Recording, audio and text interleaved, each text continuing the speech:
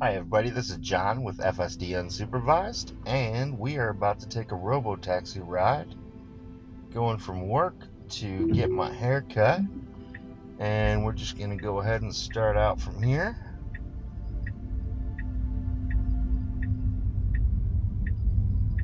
See how it gets out of the parking lot first, but it'll find its way and then get me to my hair appointment, so no problem.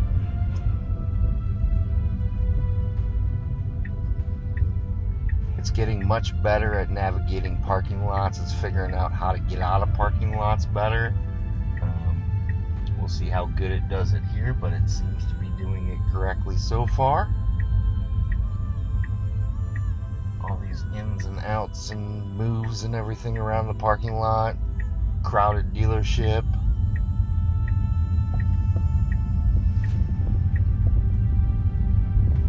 Could have gone out that one, but it's going to go out the main.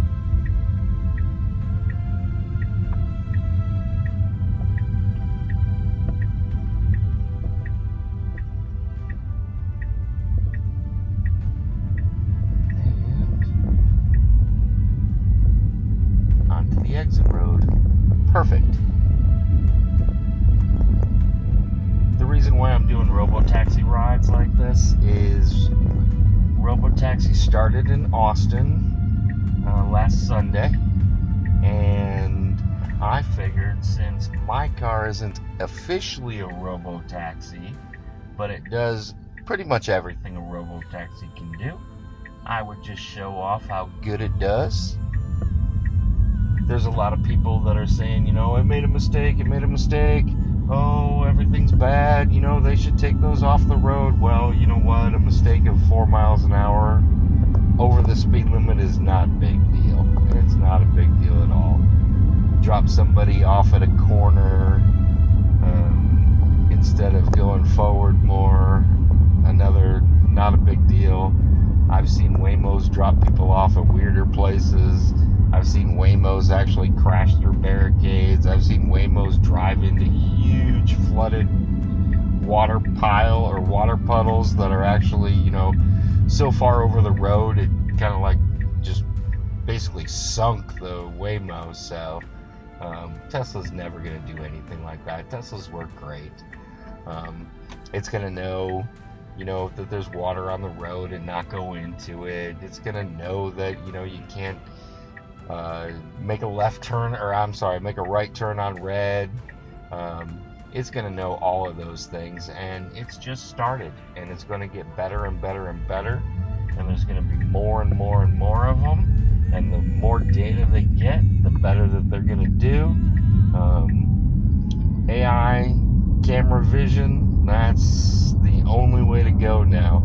That LiDAR can't figure out a whole bunch of things, and something between what the LiDAR is seeing and what the software is telling it to do is getting messed up. So I think that Tesla has the way to go with vision only, and we'll be proven right in a little while. This guy's driving on a couple lanes. Don't move over, sir, don't move over.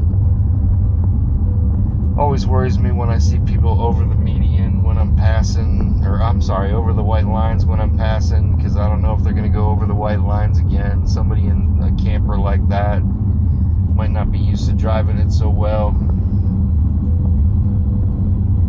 That's the reason why it makes me nervous. So the other thing I'll talk about a little bit is that Ford has this assisted driving system called Blue Cruise. Blue Cruise only works on highways. When it's working on highways, it will not do automatic lane changes. If you want to change a lane, you actually have to press the turn signal button, and it will turn into the next lane.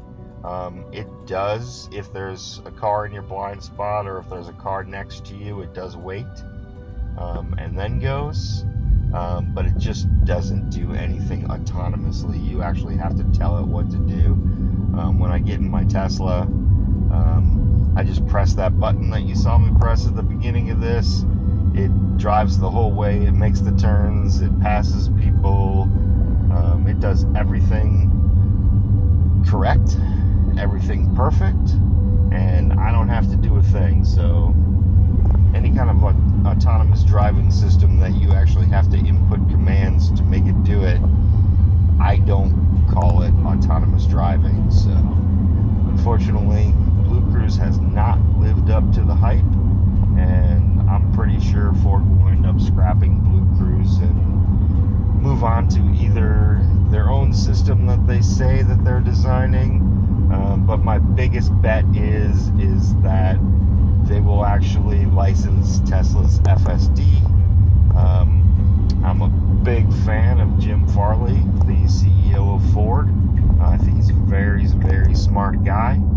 I think he knows, and I think that they've been talking about it, how they're probably going to have to do something different to catch up with Tesla on autonomy. And the only way you really do that is if you can't beat them, you join them. Hopefully he does it sooner rather than later, because the time is now, Jim. If anybody knows him, get him to watch the video, because Jim needs to actually go ahead and license FSD now so they can get it onto a vehicle as quick as possible. Other car manufacturers out there, I don't know where they're doing or how far they're progressing exactly. Everybody says they're doing something with it. Everybody says that they're close. Everybody says that, oh, we're going to be able to figure this out. Oh, we have software designers working on it. Problem is that car companies aren't software people. So hopefully they have what Ford has is a skunkworks team working on it, and see if they can get something done. If they can't, I would highly recommend every car company just license FSD, because this one is smooth, buttery, perfect, and I don't have to drive ever. The only time I actually take over is when I get to the parking spot, which we'll see right here. When I get there, it's probably going to pull over like a robo-taxi and be right in front of the building, and then I'll just go ahead and park. Not too big of a deal, but pretty soon we'll be able to get out that park function. Maybe I have to pick a parking spot on the screen, so that'll be, my job to press the button on the screen. Maybe I have to tell it when or where I want it to park. Maybe when Grok is integrated into the system, so it'll have AI intelligence, I can just tell Grok, parking the closest to the door, park farthest away. It might light up spots and I get to pick number 1, 2, 3, 4. I don't know how it's actually going to work, but once there's AI in the car that can actually listen to me and know what I want, I would assume that it's going to be that easy. We're at the hair studio right now. Yeah, hair studio, not barber shop. A friend of mine actually cuts my hair. His name's Adam, and you've seen him in videos before if you've been watching me for a while. He was the first one that I did a robo-taxi, or I'm sorry, he's the first one I did a smart summon with. And here we go. And it pulled over like a robo-taxi would. So I'm just going to go ahead and park. I know this is a short video, but I want to keep on doing videos and just showing you that each drive that I do is just something that it actually does by itself. I don't really have to do anything except for go ahead and park. So I'm going to keep on going with just these short little videos on different trips. Hopefully they won't be too long, and I know that when you're watching the car just drive itself, it's not the most fun thing to watch. It's one of those things where I actually, think it's awesome. But